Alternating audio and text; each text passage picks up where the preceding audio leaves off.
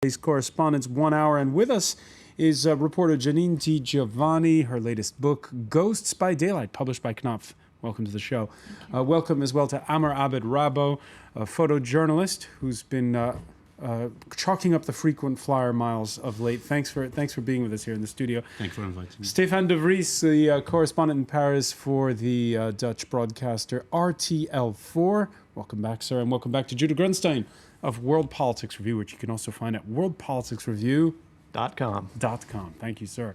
The World This Week, which you can find on Facebook, and you can weigh in on the conversation there throughout the week, and on Twitter, our handle at FrancoisF24. In Syria, the situation this week, basically we went from heavy shelling and shooting at the Turkish border that everyone was focusing on to diplomacy towards the end of the week at the UN in New York. And after a tenuous Thursday ceasefire, Thursday becoming the new Tuesday, went into effect, the question was, would protesters turn out after Friday prayer?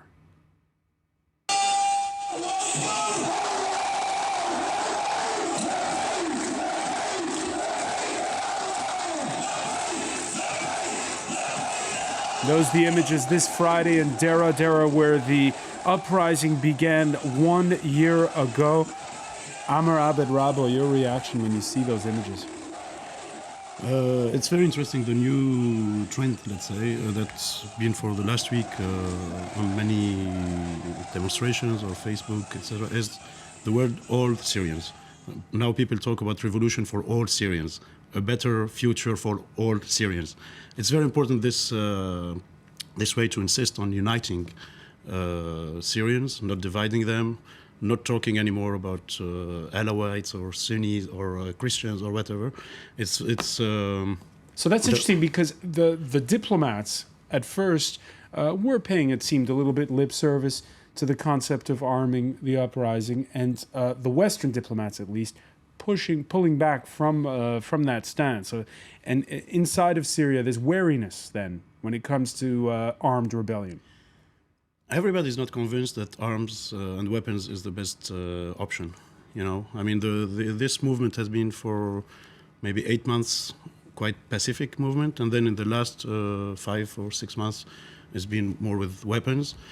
I'm not sure it's the best option for the revolution. It's not the best option to change the regime, because the regime loves the idea of having weapons facing him. I saw this week Fadwa Suleiman, the Syrian actress, who was an icon for the revolution.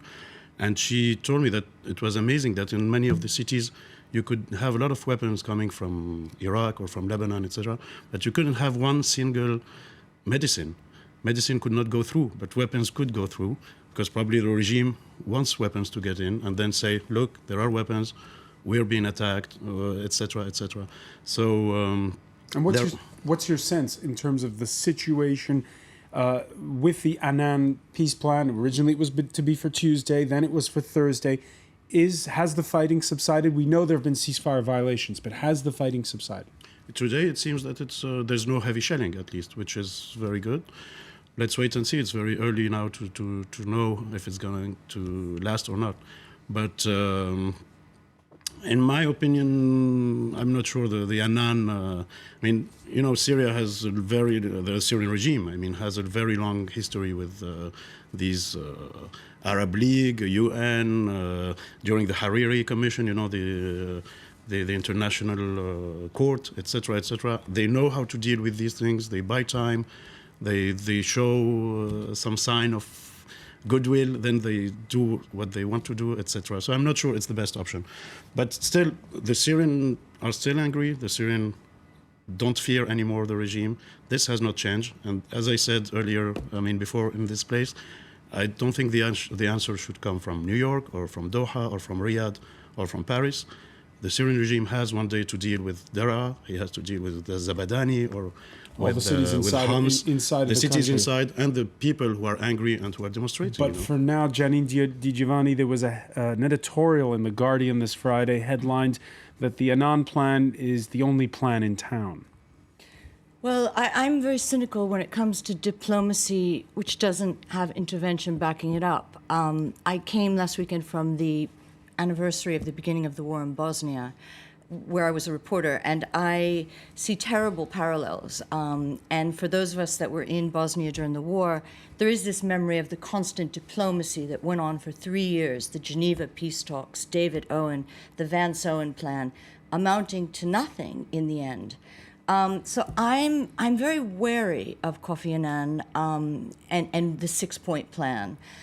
I think that I think in this case that in many ways Assad is like a Milosevic, that I think he does need force backed up by talking. Talking alone won't do it with him.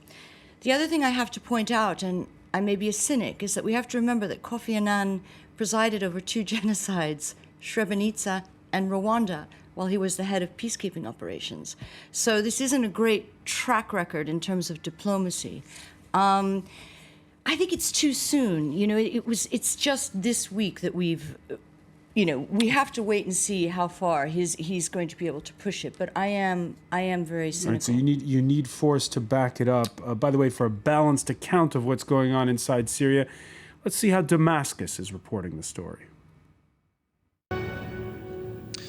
The armed terrorist groups have continued their criminal operations that target civilians and army personnel in an attempt to deal a blow to Syria's stability and undermine any efforts to find a political solution to the crisis. That's state television there. A week ago on this very set, there was consensus, as what you were pointing out, the stalling for time, that Assad had bought himself time and that Russia and China had his back. However, even though the Syrian foreign minister went to Moscow earlier this week, by Friday, Damascus's diplomatic backers seemed, at least in parlance, to be reviewing their rhetoric. We hope Syrian government will fully and credibly meet its obligations to implement ceasefire, to continue to give its support cooperation to Kofi Annan's mediation efforts. It's crucial for the monitors to be on the ground to make sure that any transgressions of the current state of end of violence is going to be detected. Judah Grunstein, are you noticing a shift in what Moscow and Beijing are saying? Well, I think, yeah, there has been a shift over the course of the last several weeks, especially with regards to Russia. And I think in general at the UN, in this kind of situation, people look first to Russia because China generally doesn't like to be isolated on the Security Council in terms of blocking something that has consensus otherwise. So, yeah, Russia has been definitely allowing a little more diplomacy at the UN, even the declaration from the Council, if it wasn't a resolution. And the question has been for the last few weeks, how far essentially can Assad go with the brutality before he loses Russia's willingness to support him and to stonewall any so kind of movement. why is Russia beginning to waver at this time? Because for them it's a diplomatic disaster to be perceived as they are, as the one thing between stopping a murderous campaign against civilians. They lose quite a bit of credibility. And following up on Janine's point, there's the issue of if those observers go in, as Vitaly Churkin was saying there, do they do so with the full force? I believe in UN, in diplomatic ease, they talk about Article 6, about the ability to back it up with force if need be. I'm not really sure. I think that would be determined before they go in. I'm not really sure if the peace plan itself has determined what the rules of engagement would be. One thing I'd add, though, with regard to Russia, they're sort of setting the stage where they can move back or allow more room for movement at the UN. At the same time, they've just deployed warships off the Syrian coast, in essentially showing that they're not going to allow some sort of operation outside of the Security Council. There was some suggestion when there was shots over the border into Turkey that it could begin to involve NATO under an Article 5 self-defense, mutual defense clause. And I think that Russia is very clearly showing that they're willing to talk, they're willing to see how things evolve. I think they do care about the perception because they have interests, but at the same time, in the Middle East, with the Middle East changing as much as it is, they can't really afford to have all their eggs in a basket that's about to go under when they need to start developing relationships outside of Syria throughout the Middle East as well. Do you think they really care about human rights, given their own track record in Chechnya and what they've done? I mean, do you really think that it's for them a humanitarian matter, or is it more a diplomatic I didn't say that. I said it's an image question. The Middle East is changing so dramatically and so quickly right now, and Russia really only has Syria. If the Syrian regime is doomed, which it seems like it is, I think even if you're talking about a horrific 3-year process, as tragic and as horrible as that is, the consensus is that the Assad regime is essentially doomed in the long term. If that's the case, then Russia can't afford to be seen as the one last supporter, because then they're locked out of the Middle East for another generation. Stefan de Vries, last year you wrote a book on the Arab Spring. Yes. Yeah. Is it still spring when you listen to what Judah and Janine are saying? Well, if it is still spring, it's a very cold spring right now. We see in many countries, Egypt, Tunisia, frictions. Well, that's a euphemism. But it's not bringing us what we hoped. But at the same time, it's been a very short period as well. It's only 13, 14 months that these revolutions started. And you cannot change a whole part of the world within 14 months according to the Western model, which we would like to impose, and which I think is not a very good idea. So maybe our expectations are too high. Any revolution is a very dangerous struggle, and it needs a lot of time. And unfortunately, in Syria, it needs even more time than in the other countries. And needs more time, but at the same time, Amar, there seems to be fatigue on the part of the general public. This has been going on for a year. We're up to more than 12,000 dead, according to some figures, countless refugees.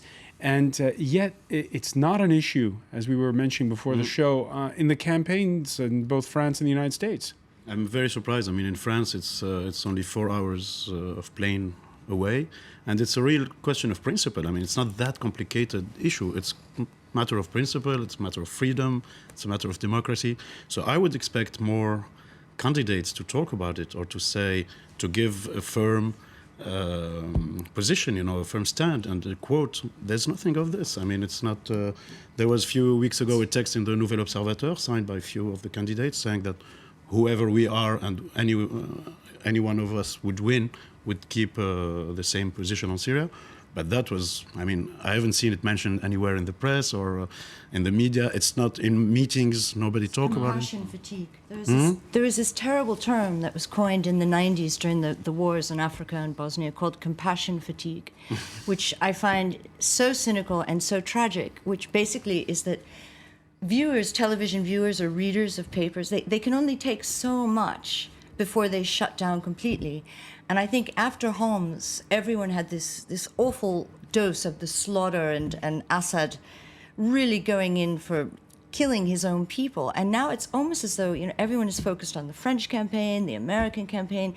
They want to think inwardly. They don't really want to go outside. And what is happening there is brutal and might have absolutely disastrous repercussions on the entire region. And it's almost as though people don't want to address it now. I mean, even in magazines or in newspapers, when you talk about it, as you said, I mean, it's been the peak maybe was in February or in March, and now we only have the toll of death every day, maybe and so 100, 80, 60, whatever. Next Tuesday here in the capital, there's going to be a rally of intellectuals and perhaps more. Absolutely. And Tuesday will that galvanize people? Will they be able to be heard in the final week of a presidential election campaign? I hope so. I mean, Tuesday is the Independence Day for Syria. It's 17 April. And there's a big campaign called Stop the Violence. And there is a lot of French writers, intellectuals, directors, etc., who are joining at Trocadero.